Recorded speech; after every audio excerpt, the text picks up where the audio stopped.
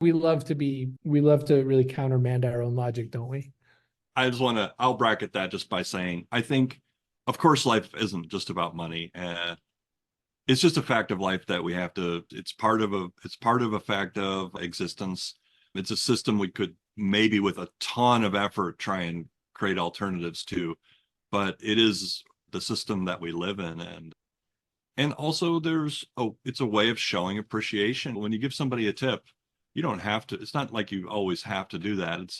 It's a way to show, for me, the relationship that you can build with a customer is different than just people just liking your post on Facebook. It's different when they pay you $20. And it's not that necessarily you need the $20, but it's also a way of someone not just telling you that they like what you're doing, but showing you that they appreciate what you're doing.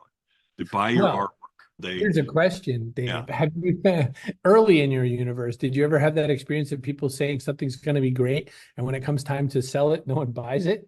And you're Oh like, yeah. well, what happened there? You just told me that was going to be great. How come you Yeah. didn't buy it? Just in general, it's great. You can really disassociate the difference between someone saying something's great versus someone paid. And I I think that remember there was specifically, I remember I was working in a newspaper in Seattle in the early 90s. A friend of mine who was in the art department with me, we were in the art department, had an idea for a t-shirt. I don't remember the idea, but I remember him walking around showing people his idea for a t-shirt. Hey, would you buy this? Would you buy this? And everyone was like, yeah. So he went and printed 1,000 t-shirts or something, and nobody bought them. And this is where I think this is a kind of a useful concept to think about is if he had gone around taking deposits and taking orders saying, hey, I'm going to like what we can now do on Kickstarter. If he had gone around and said, hey, give me, do you want one of these t-shirts? I'm going to get them printed. Give me a $5 deposit.